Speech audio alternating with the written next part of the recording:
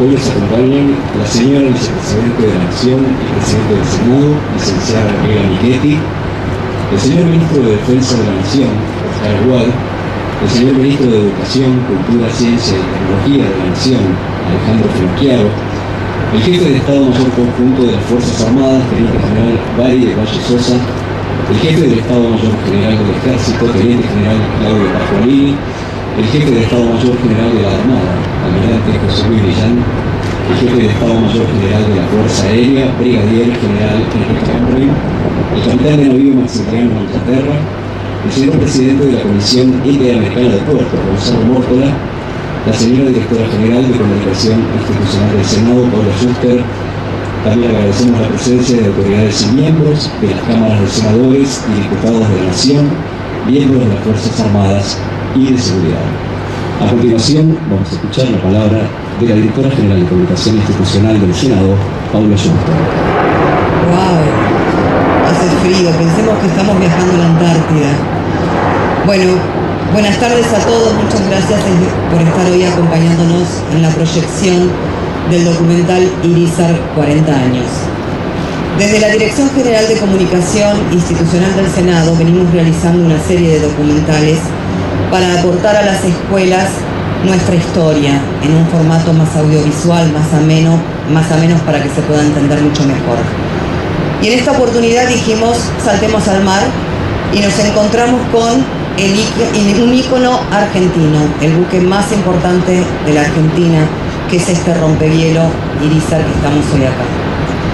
Quiero agradecer a las autoridades del Senado, especialmente quiero agradecer a Gabriela Michetti, que nos abre las puertas para poder realizar siempre estas cosas.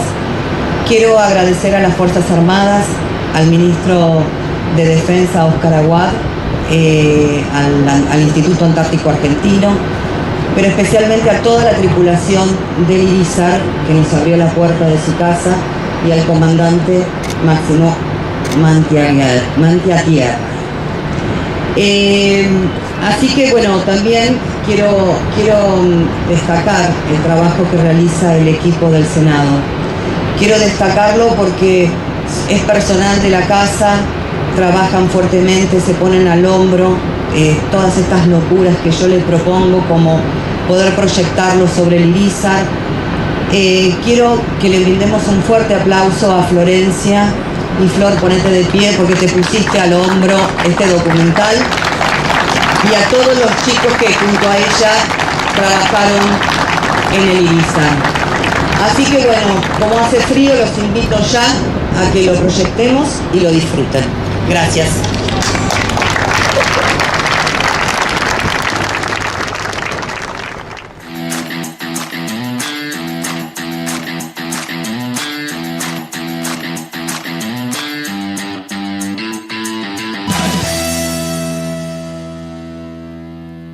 Con más de 120 metros de eslora y 25 metros de manga, el rompehielo Sar Almirante Irizar es el buque insignia de la Armada Argentina. Llegó a nuestro país el 15 de diciembre de 1978. A finales de 1975 se firma un contrato a través Armada Argentina mediante de nuestro país con el astillero hoy Wärtsilä, que está ubicada en la ciudad de Helsinki, capital de Finlandia. El año siguiente, en 1976, se avanzan con las obras en este astillero para alistar el buque rompehielo, que va a ser votado a principios de 1978, más precisamente en el mes de febrero, y a finales de ese año ya van a empezar las pruebas de máquina con personal y dotación de la Argentina, de la Armada de nuestro país. Y en el mes de marzo del año 79, con su primera dotación, va a llegar al puerto de Buenos Aires. Es en homenaje al comandante de la Corvette Uruguay, que era Julián Irizar, quien en su jerarquía de teniente de navío, allá en el año 1903, va a tener la difícil misión de comandar el buque en el que estamos en este momento, la Corvette Uruguay, y va a tener la gran responsabilidad en sus manos, con su gente, con su dotación, de ir en búsqueda y en rescate de la expedición dirigida por el científico Otto Nordenhöl. Esto muestra la historia argentina, donde con un buque en otras condiciones, en otro momento, fue en verano, como la corbeta Uruguay, que solamente se le recubrió de una planchita de cobre para atacar los hielos, a 99 años después, la Argentina, a través de la Armada y del rompehielos Almirante Irizar, acciona en una forma similar, siempre en atención al navegante, siempre en atención a la vida humana en el mar. Es un buque que tiene motores eléctricos, justamente para el tema de la ruptura de hielo, y también tiene un sistema que burbujea para evitar, para ayudar y evitar el roce con el hielo, y está preparado justamente para eso. También posee un radar para vectoriar helicópteros y poder realizar en la Antártida todo lo que es el reabastecimiento de gente, combustible, víveres, etcétera, que sirven justamente a todo el país. Argentina es el único país en el mundo que tiene más de 100 años de presencia ininterrumpida en la Antártida.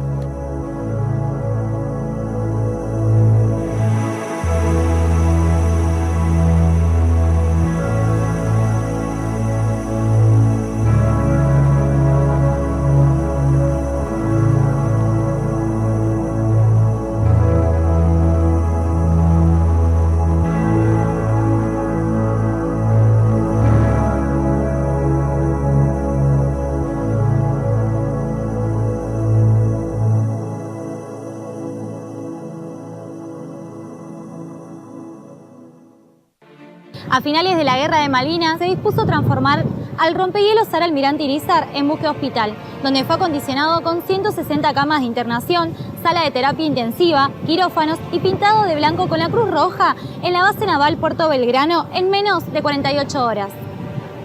En Malvinas tiene 3 tareas importantes. La primera es participar en la Reconquista, era una cubierta de helicópteros más, y ellos lanzan los helicópteros, los helidesembarco desde ahí.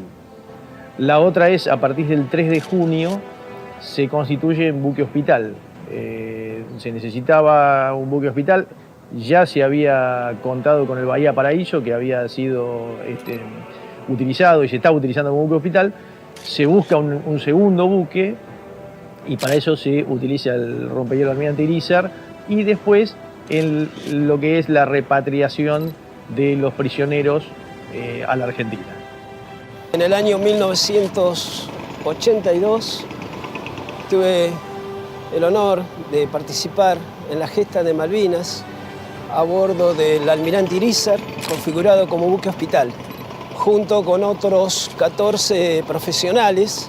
Me ofrecí como voluntaria para ir a Malvinas, junto con mis 5 compañeras.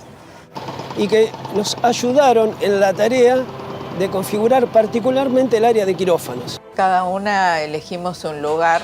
Yo elegí terapia intensiva, era el lugar que estaba destinado a la terapia intensiva. La primera sensación es querer desembarcar y pisar tierra para poder ayudar a los heridos, que los teníamos a metros de distancia y que veíamos que iban cayendo productos del combate. Por otro lado, a bordo estaba toda la infraestructura sanitaria para hacerlo de la mejor manera posible. Los revisábamos acá en el hangar que estaba libre y ahí hacíamos la evaluación de a qué lugar del buque tenían que ir. El trabajo es continuo, como es la rutina del médico. Que estuvimos acá a bordo del Irizar casi los 20 días últimos de la guerra. Cuando regresamos, después de Malvinas, sentí una mezcla de nostalgia y de tristeza al ver el buque amarrado. Esa sensación de nostalgia es la que siento hoy, después de tantos años, al estar a bordo nuevamente y recorrer estos espacios. Uno va recorriendo y va teniendo flashes de los lugares que recorrió, de lo que hemos vivido, y está tan modernizado que muchas cosas han cambiado. Entonces es un lugar donde se ha cambiado mi vida.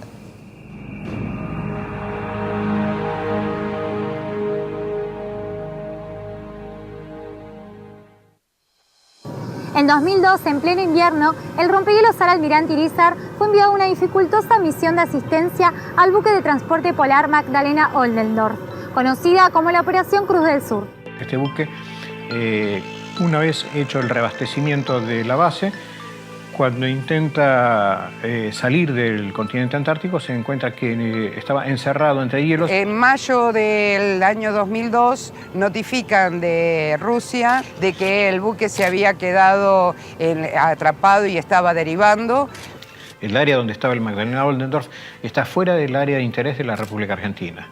Entonces nosotros no teníamos experiencia en esa zona, nunca habíamos ido, pues no representaba interés para nosotros. Le confirmamos que Sudáfrica era el país que tenía que hacer el rescate o la asistencia y automáticamente Sudáfrica contesta que no tenía rompehielos y que el único que había era el Almirante Irizar en todo lo que era el hemisferio sur. Se nos ordena cumplir con esta tarea o alistarnos para esta tarea de asistencia en la cual teníamos que llevar 2 helicópteros a bordo del Irizar y además en un sector poco conocido de la Antártida y en una época realmente bastante antagónica para la operación en ese mar.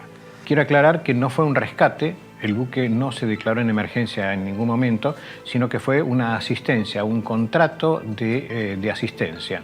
Esto se tomó como una causa nacional. Tuvimos una gran ayuda dentro de la Armada, de otras Fuerzas Armadas y de la comunidad.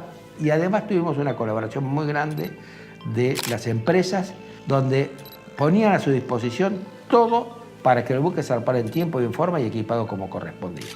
Nuestra función comenzó cuando ya nos acercamos al borde de hielo. Bastante distantes aún del Magdalena comenzó la zona de hielo. Hacíamos vuelos de reconocimiento glaciológico en dirección hacia el Magdalena, donde sabíamos que estaba el Magdalena, para tratar de elegir el mejor camino. Estaba en un lugar resguardado, se nota que el comandante conocía muy bien la zona y lo había puesto en un lugar en el cual el hielo no lo iba a apretar, no se le iban a meter témpanos. El barco solo, todo rodeado de hielo, todo blanco, se lo veía perfectamente a la distancia. Y bueno, lo sobrevolamos, obviamente, vi que se asomaron algunos de sus tripulantes a la cubierta y empezaron a saludar. Y lo que tuvimos la suerte fue que Sudáfrica alistó un buque y a través del helicóptero a distancia pudo sacar a los 89 científicos que tenía ese buque. El Magdalena en ese momento ya creo que tenía razón de unas 12 o 13 personas a bordo. Nos amarramos al lado de él. Ustedes habrán visto la foto que recorrió el mundo, que realmente recorrió el mundo esa foto, donde está el Magdalena y el rompehielos amadrinado, pasándole mangueras por proa para combustible y por popa le pasábamos los abastecimientos. La asistencia que se le dio fue importante, fue capital para ellos. Llegó un momento donde vimos que no se podía salir con el Magdalena y decidieron nuevamente poner al Magdalena Oldendorf en la caleta donde había sido embicado originalmente, a la espera de que llegara la primavera y salir por sus propios medios. Le aprovisionamos más combustible, le aprovisionamos más víveres y hubo un requerimiento muy particular, que es la provisión de un médico. Pero si hubiera querido salir con el buque a aguas libres, había un entusiasmo muy grande realmente puesto ahí por todos, porque había un esfuerzo importante de todos para que todo funcionara. Finalmente, después de mucho intentar y luchar contra el hielo, pudimos salir y regresar a Buenos Aires en agosto del 2002.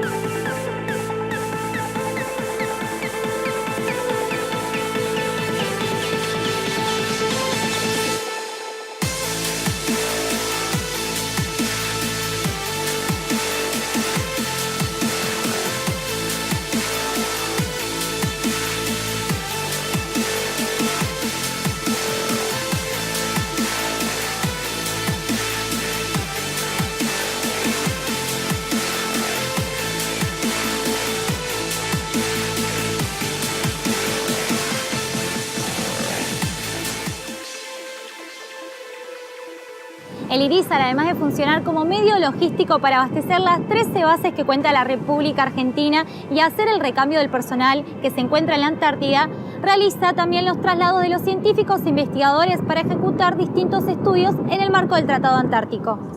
Tratado Antártico, en definitiva, cambió la escena antártica por completo. Países que tenían actividad e interés en la Antártida pudieran trabajar de manera cooperativa y en un ámbito de paz. Surgió en mediados de los años 50. Había varios países que desarrollaban actividad en la Antártida. Argentina era uno de ellos. Argentina tiene una larguísima historia de presencia en la Antártida. La Dirección Nacional del Antártico es el organismo rector de la política antártica argentina. Por ley, creada en 1969, comprende a su vez al Instituto Antártico Argentino. Se coordina con el Ministerio de Defensa para llevar adelante la campaña antártica año a año. En la Antártida particularmente hay condiciones especiales para el desarrollo de la ciencia. Por eso la campaña antártica de verano concentra la operación con medios navales, fundamentalmente el rompehielos, pero también otros buques, que aprovechan esos 3 meses donde se puede realmente operar. El resto del año es inaccesible por el mar congelado. En el sector antártico argentino tenemos 6 bases permanentes. Orcadas, que es la más vieja, más vieja en años de fundación, en 1904. Después la más austral, que es Belgrano 2. Está Esperanza, que es donde viven familias y hay una escuela. Carlini, que es una base más bien científica. San Martín y Marambio. Son las 6 bases permanentes, pero luego tenemos un montón que son para la etapa de verano, que la mayoría son por gente que va a hacer investigación. Para nosotros, obviamente, todo lo que es el entorno marino de la península antártica es un escenario fundamental en el cual tenemos que estar muy presentes. A su vez, la capacidad del rompehielos de portar 2 helicópteros proyecta el área de investigación y la capacidad también de carga que el rompehielos tiene facilita el despliegue eventualmente de campamentos o de refugios temporarios. Todos los países que desarrollan actividad en la Antártida, la actividad científica de alguna manera es el puntal de su posición política. La posibilidad de tener el rompehielos para nosotros, los científicos argentinos, es importante porque puede llegar a lugares donde otros no pueden llegar. En ese apoyo logístico a la ciencia que provee el Ministerio de Defensa a través del Comando Conjunto Antártico, posibilita que nuestros científicos vayan y vengan a la Antártida. Para nosotros en particular, todo lo que es flora y fauna antártica es muy importante, todo lo que hace a la cuestión del estudio climatológico. Hice varios tipos de estudios. En la Antártida muchos trabajos son de campo. Principalmente lo que se hizo fue todo lo que sería estudio de química de base en el mar. Esos fueron mis comienzos. Y nosotros lo que tratamos de ver son los efectos del cambio climático, de la variabilidad ambiental y de la pesquería sobre las poblaciones de pingüinos. Luego especialicé más en la parte de contaminación marina, donde ahí sí estamos trabajando fuertemente en el control de los contaminantes que se producen tanto en la Antártida como los que llegan a través de corrientes oceánicas y atmosféricas del resto del mundo. El estudio con pingüinos va a continuar, es un estudio a largo plazo y la intención es que perdure en el tiempo. Actualmente el programa de monitoreo del ecosistema desarrolla estudios en 6 bases antárticas.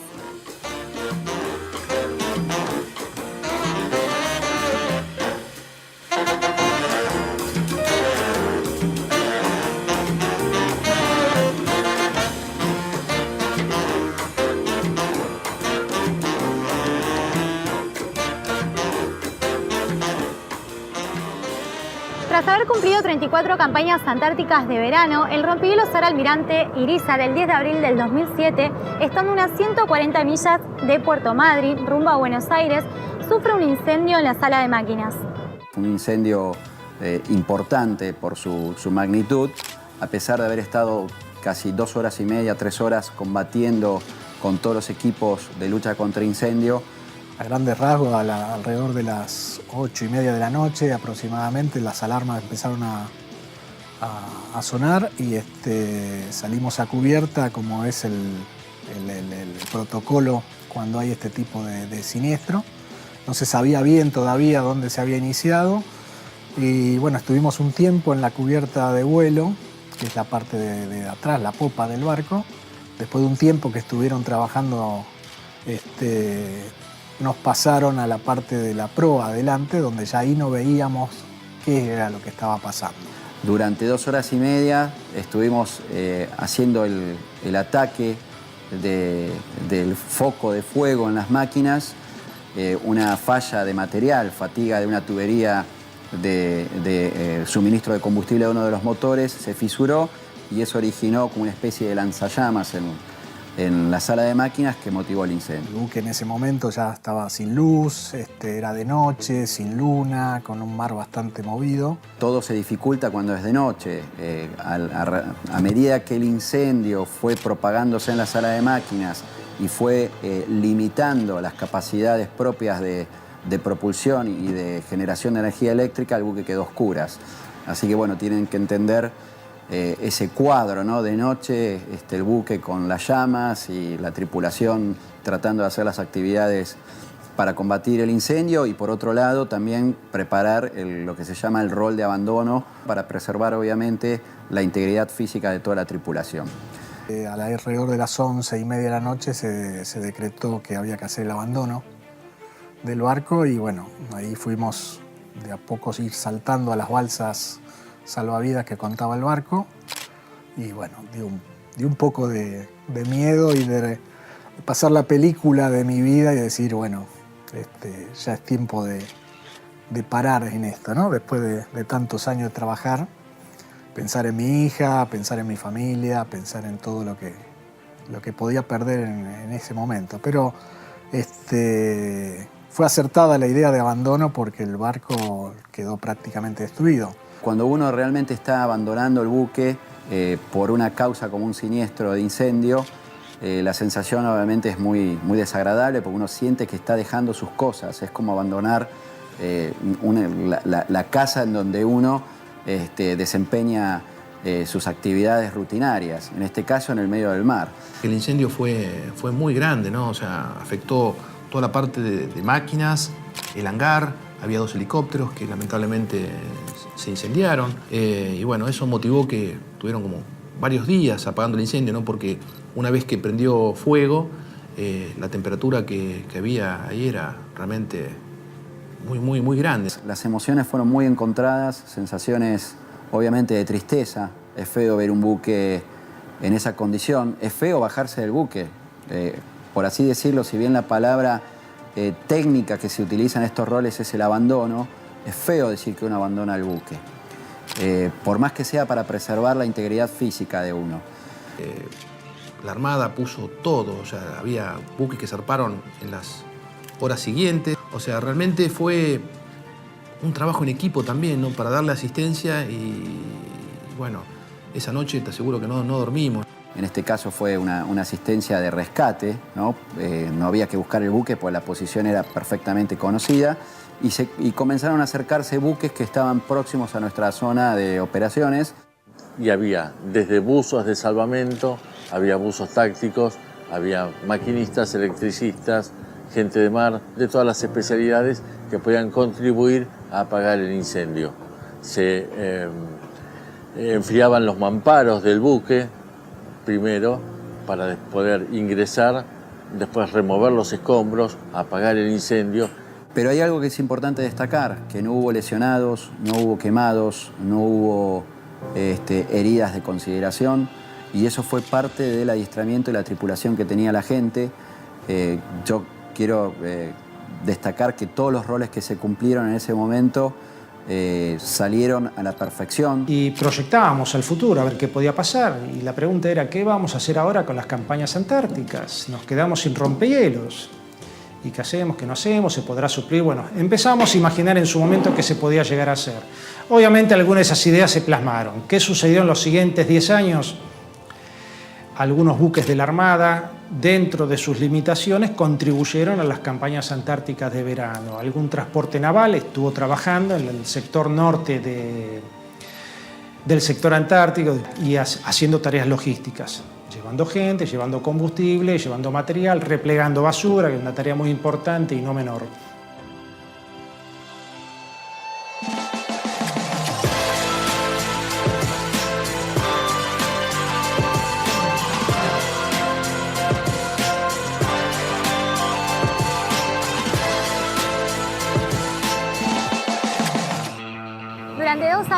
evaluó qué hacer con el rompehielos, hasta que finalmente en 2009 fue sometido a un proceso de reconstrucción y modernización por el astillero Tandanor. Cuando llega prácticamente en las condiciones originales post-incendio, sin todos los fluidos, o sea, combustibles, aceites propios que hacen a la funcionalidad de un buque, porque el buque llegó remolcado. El barco en esa condición tuvo inspecciones no solamente de la Marina, sino que vino el fabricante desde Finlandia. Se armó lo que se llama una comisión de expertos antárticos, en donde participó la Dirección Nacional del Antártico, junto con el Instituto Antártico Argentino, ingenieros navales de la Universidad de Buenos Aires, los entes técnicos de la Armada Argentina, el astillero Tandanor, y entre todos se hizo este diseño de este rompehielos, como yo digo, multipropósito. Y recién, en los mediados del 2009, o sea, casi un par de meses después de cumplirse los 2 años del incendio, se empezó realmente a tratar el tema de qué es lo que se iba a hacer, y a partir de ahí empezó toda la ingeniería de detalle para empezar la obra. Lo que ya no servía más era su planta motriz, o sea, todo lo que es sala de máquinas, donde estaban los motores generadores y los motores diésel, más la parte de generación eléctrica del barco, estaba todo quemado. Eso implicaba levantar la superestructura Popel por completo. Había muchas partes quemadas, se hizo de nuevo aquí en Tandanor. Hubo algunas cosas que quedaron, todo el sistema de portas estancas que originalmente tenía el Iririzar, el casco se mantuvo, la estructura, en general la superestructura es todas igual que antes. Todo lo que es puente de comando se barrió todo, porque todo el sistema de control de máquinas, todo el sistema de control del barco, esa automatización que trajo la nueva modernización, implicó sacar todo y volverlo a poner. El barco está completamente automatizado y manejado a distancia.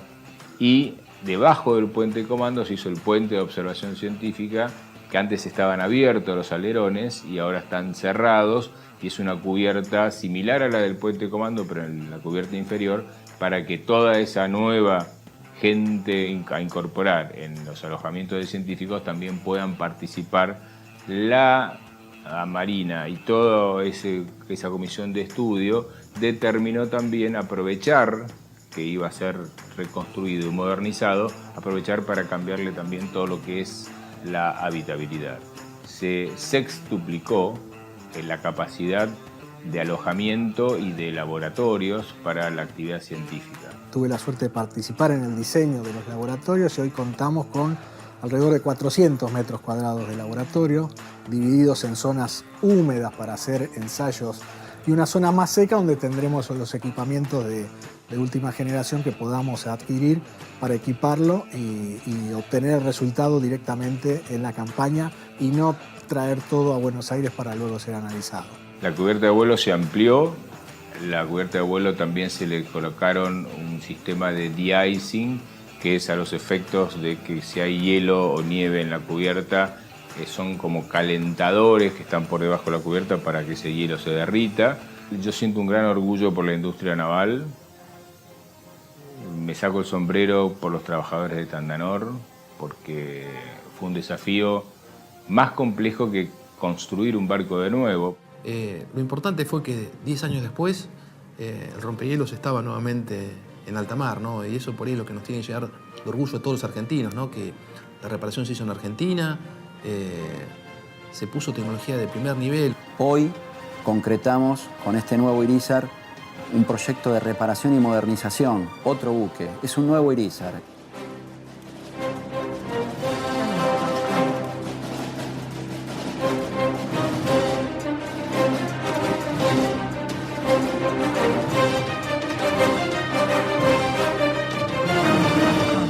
Luego de 10 años inactivo, el gran coloso argentino, íntegramente remodelado, volvió a zarpar, con más tecnología y con mayores medidas de seguridad a bordo. Para nosotros la vuelta al mar, después de 10 años, pensando en lo que sucedió con el incendio del Irizar, Y pensando en lo que se gestó, insisto, es como un renacer del buque. Las emociones empezaron cuando sacamos por primera vez el buque del astillero. Movió las máquinas por primera vez porque no se sabía bien qué iba a pasar. Estaba todo armado, todo perfecto, todo estudiado, pero el buque después reaccionó de otra manera. El buque reaccionó bien. Después fuimos a Puerto Belgrano. Hicimos una tarea que se llama llevar el buque a dique seco. Se entra en un dique, se vacía, se le verifica todo el casco. Salimos de ahí, hicimos las pruebas de mar que teníamos que terminar de hacer, que son partes de la entrega del buque hacia la Armada. Y terminamos en noviembre volviendo a Buenos Aires después de haber pasado las pruebas de hielo que hicimos en Orcadas. Estamos orgullosos de toda la Marina, porque en esto participó lo que comúnmente llamamos como poder marítimo de una nación. Cuando empezamos a propulsar por primera vez y mover las hélices, fue un silencio, pero silencio propio de esa emoción que a veces uno no puede hablar. En esta campaña fue todo una máquina, o sea, bien sincronizada. Toda la enfermería, odontología, los bioquímicos, los helicópteros. Es un trabajo de todos. Verlo finalizado y embarcarme en el rompehielos y ver todos los desarrollos tecnológicos que ha tenido ha sido realmente una gran satisfacción y un gran orgullo. Y esto yo creo que genera un gran entusiasmo en toda la comunidad científica en cuanto a la posibilidad de desarrollar nuevos proyectos. Volver a participar de las campañas llevó también un nuevo adiestramiento de la tripulación, un nuevo acomodamiento de algunos roles a bordo. No teníamos tantas mujeres a bordo, este año tenemos muchas mujeres a bordo. Son casi 120 días de operación con algunas escalas logísticas en el puerto de Ushuaia. Nuestra dotación original son 120 personas y de ahí nosotros recibimos una dotación adicional de unos más o menos 45 personas que vienen en apoyo a las tareas que hacemos en la Antártida con el grupo, también el grupo aéreo embarcado. Vienen 2 helicópteros con 8 pilotos y 16 mecánicos. Romper el hielo, volver a hacer las técnicas de rotura de hielo con la planta propulsora moderna y con todos los sistemas tecnológicos incorporados, es una enorme alegría y obviamente de saber que funciona perfectamente. Hay que entender que volver después de 10 años a operar este buque, el requerimiento más importante era eso, era la instrucción y el adiestramiento previo para poder operar con éxito, y se cumplió perfectamente. Cumplimos todas las misiones que teníamos que cumplir, se hizo toda la parte logística, se hizo la parte de ciencia y después estuvo el valor agregado, hicimos cosas de más. Una anécdota que tenemos de esta campaña, nos llegó a través de Cancillería un pedido de Estados Unidos de ir a buscar a 5 científicos que estaban en una isla y se habían metido en un lugar donde, ya por el estado avanzado de la temporada, se había metido más hielo de costumbre. Entonces, claro, ellos llegaron a desembarcar a la gente, se fueron a cumplir otra misión, los científicos estuvieron trabajando y cuando quisieron ir a sacar no podían llegar. Y bueno, armamos un grupo, nos subimos a un helicóptero Sea King de la Armada y fuimos a buscar a los científicos. Además de lo que teníamos que cumplir la misión, hicimos un poco lo que el IRISAR está destinado a hacer, a estar ahí y atajar cualquier contingencia. En este caso fue recuperar a los científicos americanos. Creo que más allá de haber abastecido todas las bases, como lo hacíamos antes, la conclusión es que se trabajó en ese adiestramiento particular para poder volver a lograr operar el buque con esa confiabilidad que lo hacía anteriormente. Ver el buque entrar de nuevo en lugares donde hacía años que no entraba, ver la reacción de la gente de las bases mismas propias argentinas y bases extranjeras, poder volver a dar todo ese apoyo que tenía históricamente al rompehielos en la Antártida. De alguna manera nosotros decimos que los buques tienen espíritu y era lo que le estaba faltando al buque, volver al hielo. Pero hoy decimos que, bueno, que es festejo permanente. El buque desde la vuelta al mar ha cumplido uno tras otro todos hitos de festejo, que fue volver a propulsar, volver al mar, volver a hacer la prueba de máquinas, la prueba de hielo, volver a operar con los helicópteros y, en definitiva, hacer la campaña antártica.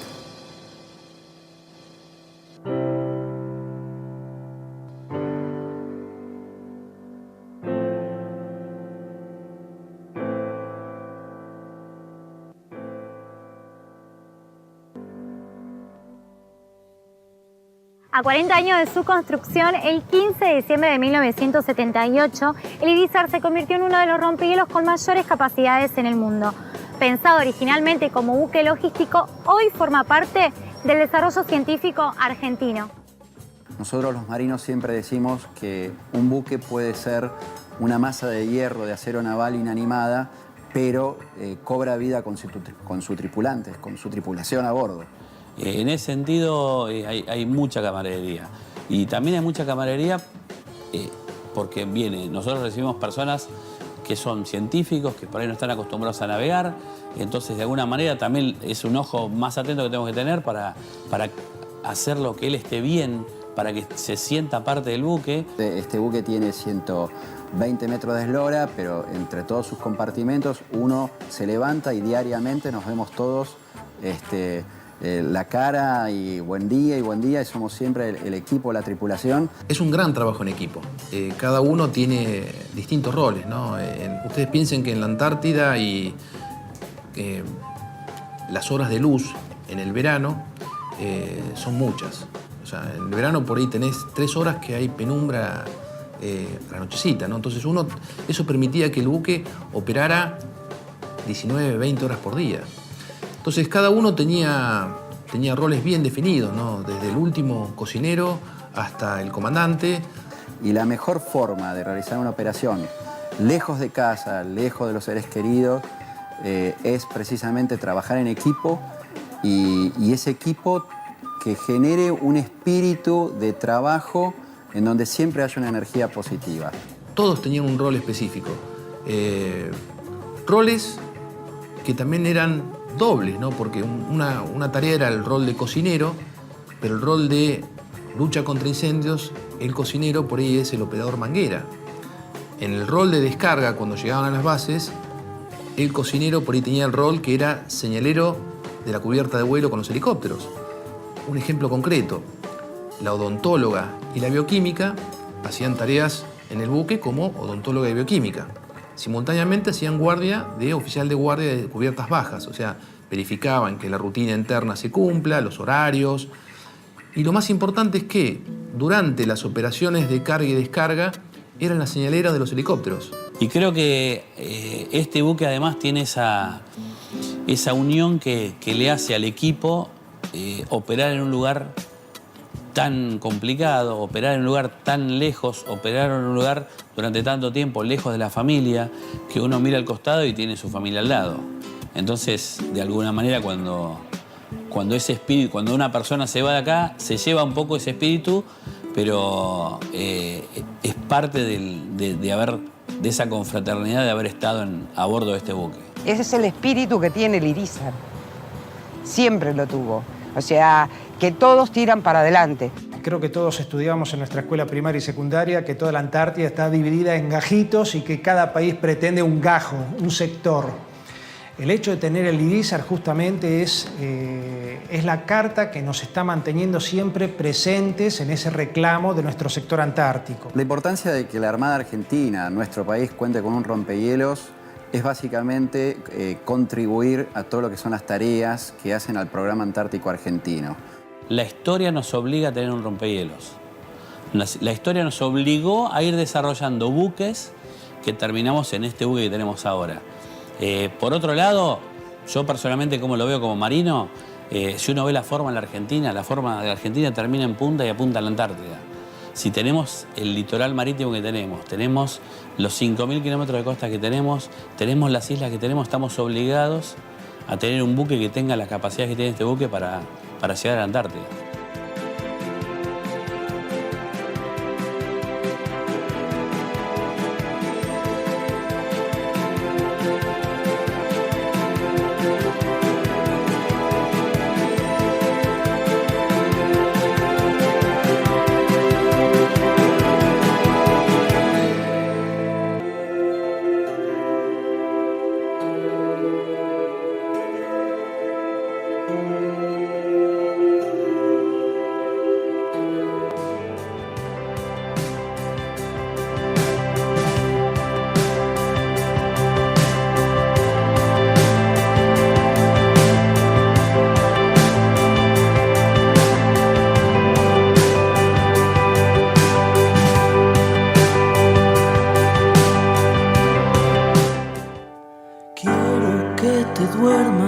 como un sol que se acuesta en un campo de trigo. Tengo aquí en mi pecho un corazón igualito al hueco de tu ombligo. ¿Sabes quién temblaba cuando ibas a nacer? ¿Sabes que pensé que por ahí no ibas a poder? ¿Sabes quién te puso en el pecho de mamá?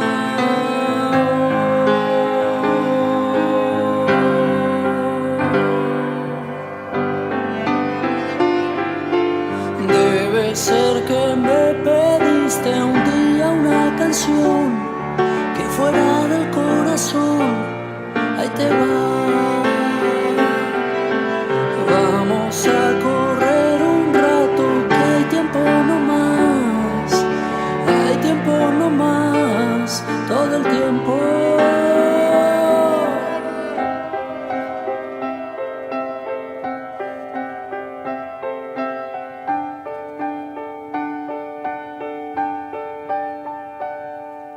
Nunca nadie me dio tanta luz.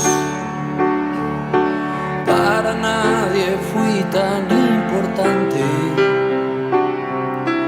Nunca quise ver tan lejos al dolor. Con verte crecer tengo bastante. Dientes asomando y dibujos en la piel. Todas las mañanas mi motor vos encendés. 1000 relojes no marcan las horas como vos.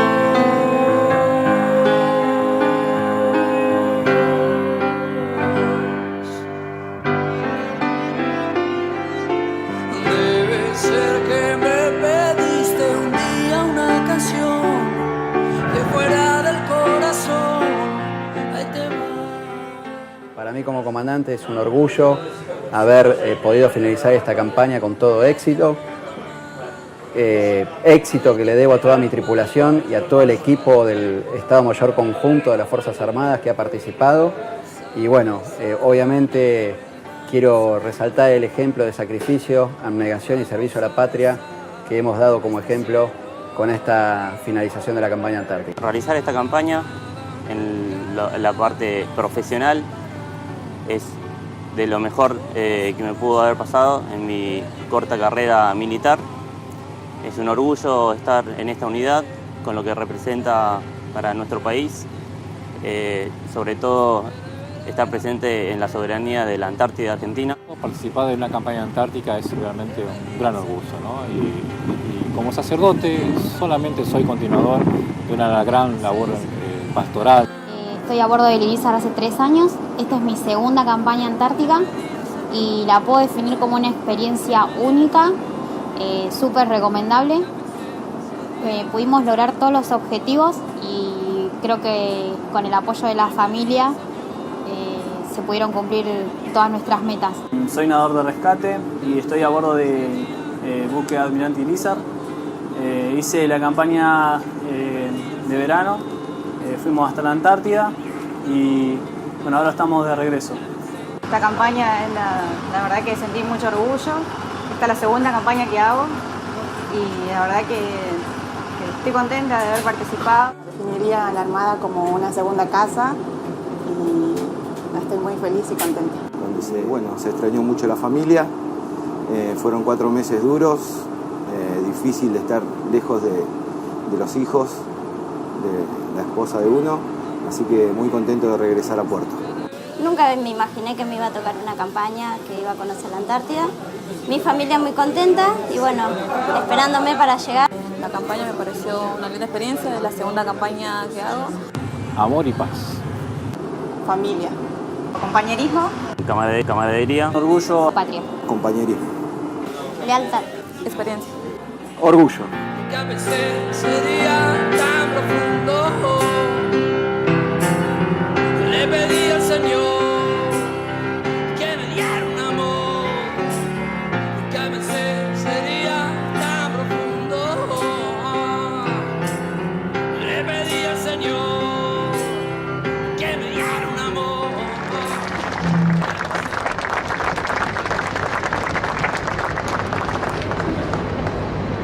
Muy bien, y a continuación nos va a brindar las palabras de cierre la señora vicepresidenta de la Nación y presidenta del Senado, licenciada Gabriela Michetti.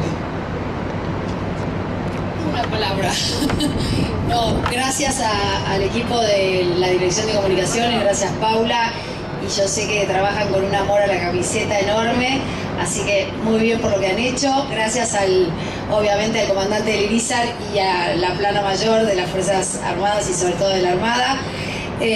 Muy lindo para nosotros. Oscar, gracias, y Alejandro que está por ahí, Alejandro acá está, nuestro ministro de Educación también, Alejandro Finocchiaro, acompañándonos.